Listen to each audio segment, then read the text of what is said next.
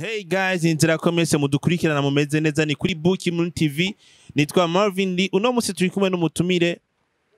Mutumire nawe sundi yitwa Vestine Arisa na benshi bamuzi ku ndirimbo Kora Vuga. Nizidarikizo zibiri zabaye hit kabisa zafashe murongo munini nya cyane kuri Vestine. Niyo turi kumwe nk'umutumire wacu kuri uno musi kuri Gukoreshwa TV. Vestine ndakuramukije. Ndabaramukije Marvin. Umeze neza? Ndakomeye cyane gose. Vestine ninde? Vestine ni umuririmbyikazi akijijwe aririmba indirimbo za gospel. Akijijwe aririmba indirimbo za gospel. Hari kindi kintu twamenya kuri Vestine apa kwa akijijwe kandi aririmba indirimbo za gospel? Bon, Vestine novuga ko business woman agikorera utwiwe dutandukanye twinshi. Ari single canke ari ari single? Biri complicated. Nibiratora umurongo. Nibiratora umurongo. Umuziki uvuze iki kuri Vestine? Umuziki ni passion n'akazi ni ibintu bya misi yose mu buzima bwanje ni umunezero kuri jewe. Gospel ivuze iki kuri Vestine? Kuko umuziki na gospel biratandukanye. Ewana. Nico kimwe, je nibaza ko nico kimwe bitandukanye gute? Kuko umuziki ushobora kutaba gospel muga akaba ari umuziki. Well, umuziki ufatanye na gospel ni occasion yo kuri jewe yo gushinga intahe yo kuyivuga butumwa ni ego. Hari abantu bavuga ngo je ndirimba ngo secular abandi ngo ndirimba gospel.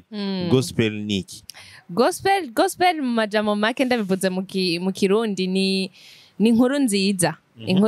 Inkuru nziza yiki yuko agakiza katanzwe ku muntu uwo ari we wese yakiriye Yesu Kristo. So that's nico umuntu arimba gospel avuga, atanga inkuru nziza. Ego.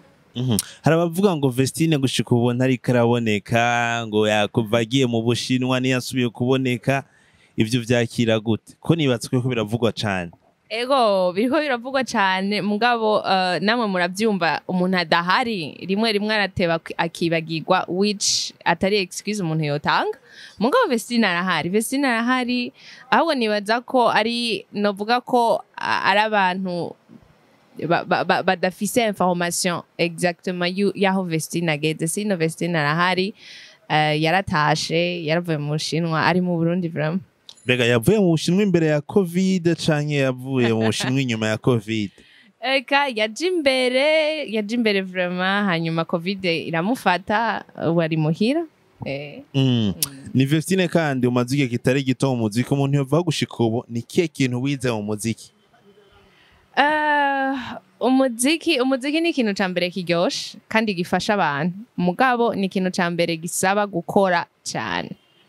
Ego ni ibintu ntari niteze genja mu muziki, nari nzi ko urakora umuziki wawe ukawushangaho hanyuma abantu bagahezagirwa, mugabo bisaba akazi, bisaba urukundo, bisaba passion navuga. Ego dufashe ko cagura ndagusavye akazi, urukundo, passion. Akazi gute? None uba wakoze muri studio? Uba wakoze muri studio mugabo hari ibikurikira mu nyuma. Hariho kubishikana kuko wakoze muri studio hanyuma ukaca wicara, ninda azomenya ko wagiye muri studio. Ere kuja muri studio ntujana n'abantu. Abantu urabamenyesha ko wagiye muri studio mugabo mu nyuma urabamenyesha ko ikintu casohotse ko kiri hanze. Hanyuma bakakirondera. Ubimenyesha gute weve? Ubikora gute? Usanzwe ubikora gute? Bamenyesha gute? Bon, ndafise ama réseaux sociaux aho ntanga inkuru zanje. Ndafise abatari bake bankurikirana, ndafise YouTube, ndafise Instagram aho mvugana nabo, ndafise WhatsApp. Mugabo hariho no guca mu binyamakuru which ntakoze cyane mugabo aho ugeze nibaza ko hashobora kuba hari abagufashije kugira ngo uhagere. Uri gukora iki nawe ku bandi bashaka kugera nkaho ugeze canke kurenga aho ugeze? Biragora cyane kuko urumva ngo ugiye uri kuriyumvira gushikana abandi aho ugeze nuko ubona ko ufise aho wishikanye. Deja wowe uri kurahura n'ibintu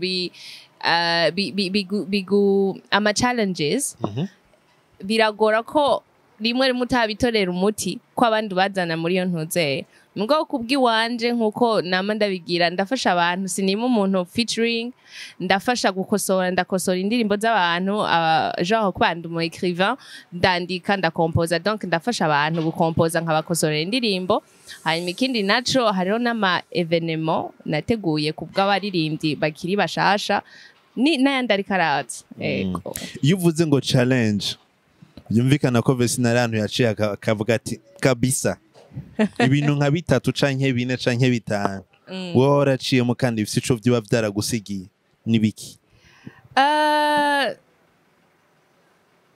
no bivuga gute mo biragoye kuvuga kuko bivuze gutyo umenga narakubititse hari ahantu nakubititse mugabo umuntu arakorana n'abantu hanyuma rimwe rimwe hari ukutumvikana n'abantu kubaho canke hariho n'amafaranga kuko ibintu by'umuziki rimwe rimwe abantu bibaza ati ngo urabyuka ngo ukacuririmba hanyuma bikaba biheze n'ibintu akantu kose ko mu muziki gatwara amafaranga gaca usanga nawe uracara umunyeshure nta urigeze ahanini hakomeye nturumugwiza tunga donc ama challenges wansavye atatu mugo nibaza ko novuga nk'abiri uvuga nk'abiri okay none urumva ko ibyo waciyemo canke ayo ma challenges azogufasha azotuma udafasha abantu kuvyinjiramo oya ahubwo bifasha igihe umuntu ashatse kubyinjiramwo kumuhanura kumubwira ati rero uze uri God umenye ico winjiye mwicarico urumva donc uramenya umuntu ukamubwira ati ibintu bimeze gutya utari God kuri iki inya buratekereje buripanga kuko umuntu yagira vision hanyuma vision itagira ibikorwa ibivuye kuba God nk'umuntu agira yinjire nukumera gute ni kumera gute d'abord ni gusekuriza novuga income aho amafaranga yawe ava uburyo buva hariho aba manager bien sûr ico kintu kenshi abaririmbye ntitucinjiramo cyane mugabo ni kumenya ko nimba wowe kubwawe udafise uburyo sekuriza umu manager shira ingabire yawe kuma réseaux sociaux hanyuma aba manager aho bari bose bainvestise muri talent yawe ego ibyo nibyo kumbure baba waraciyemo canke ushobora kubahanura ariko kandi iyo wanditse indirimbo wandika wisunzi ko indirimbo twumva umuntu akavuga ati dufate nkavuga wayivuga uzandika habaye iki haba ariko hakora iki muri wewe uri kuba mu biki okay hari abantu bandika bariko baravuga bashinga intahe ku byo bariko baracamo hari umuntu akunda kuvuga ati ngo ibigeragezo ngo nizo njya z'umukristo muri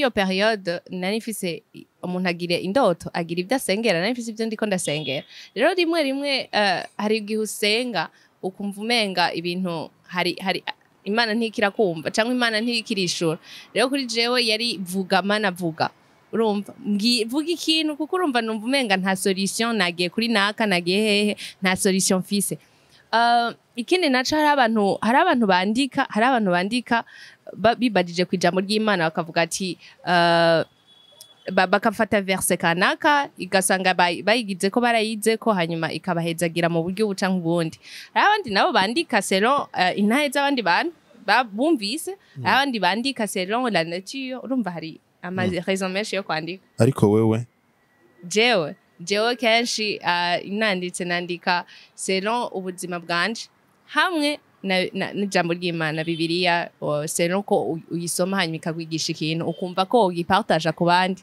ego umaze imyaka itari mike no kuvuga ngo itari mike no kuvangira ngibiri mu gakiza no mu muziki ufite experience yahe n'Imana uyizi gute nk'umuririmbyi asanzwe aririmba indirimbo zinini haza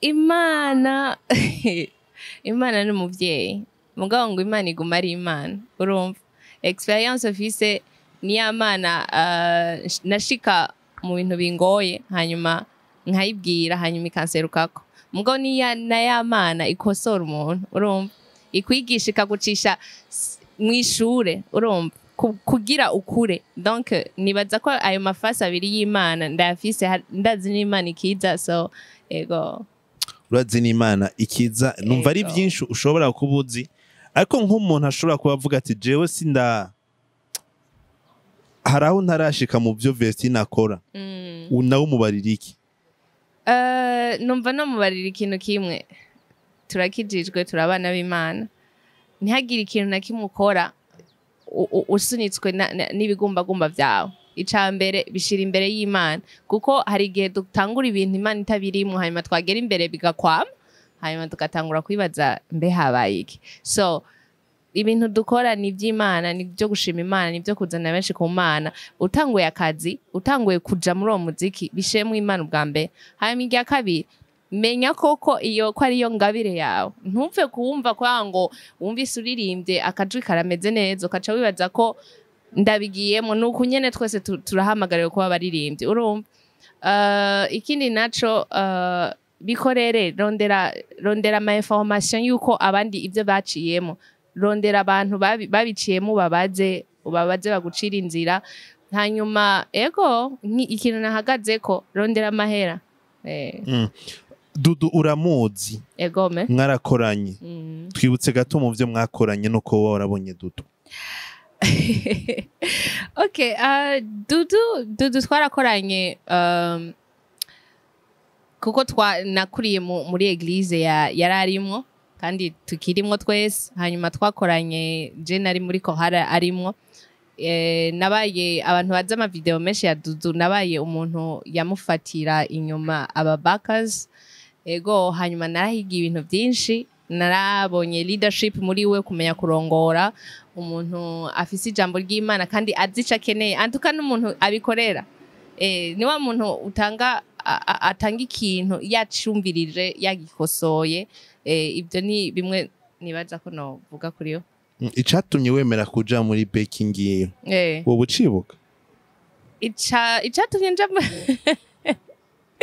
ubwa mbere ni experience urumva kwiga none iyo ubonye umuntu ageze kure hanyuma akaguha opportunity yo gukorana nawe ibyo babyita experience y'akazi abantu twama twagiye gusaba ama stage ni stage ya gusa kandi abantu baravuga ati umuntu Dudu yarinze yizera turakeneye kumenya ikintu kuri we donc navyo ni ibintu bikomeye hari abakobwa bagera ku 10 wari watweretse haraheze ni uri biringira nk'imyaka 2 biri kirajamwo ego ubu ntibakiri ko baraboneka aho kandi twumvise ko hari indirimbo muko murabakorera ego indirimbo ntizirahera canke zaraheze ubu mugeze mu video mushaka kuduhana n'ama video bo ivyo sinabivuga abakobwa 10 twakoranye bari muri projet ya association mwama mumva yitwa Reveal Jesus hanyuma bien sûr indirimbo twabisize ku ma réseaux sociaux kandi abantu baracazirorereye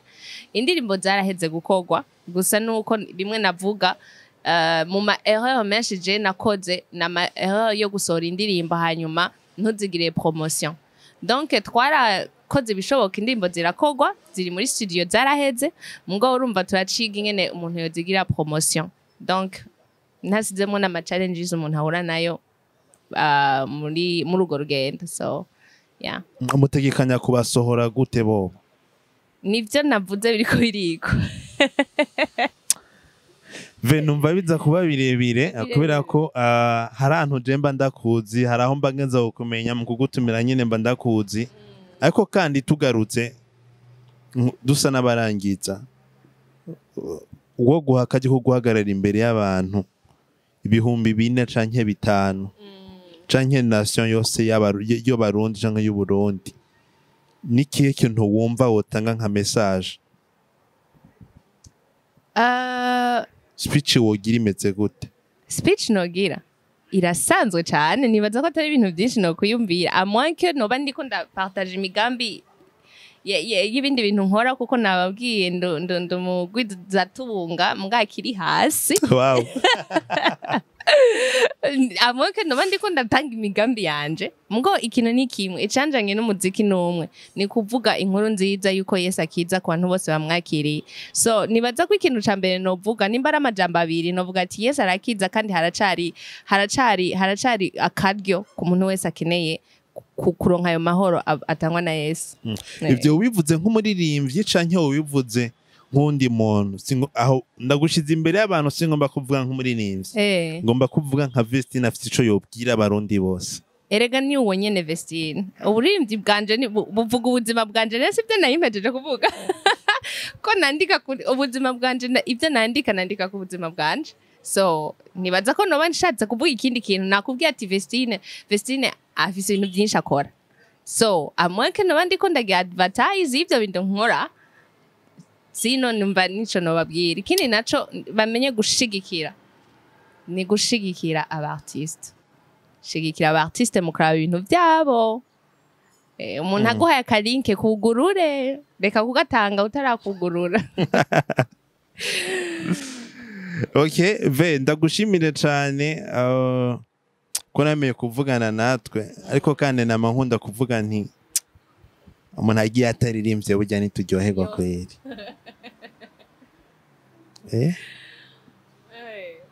Donc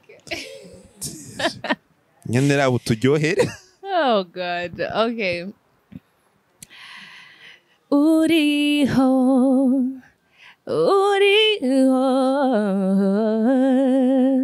data numishe inyonga zawe kuvuga nuvuge Membura mwami ndanyotewe vuga jambo rimwe gusa vuga Murakoze cyane murakoze cyane nawe.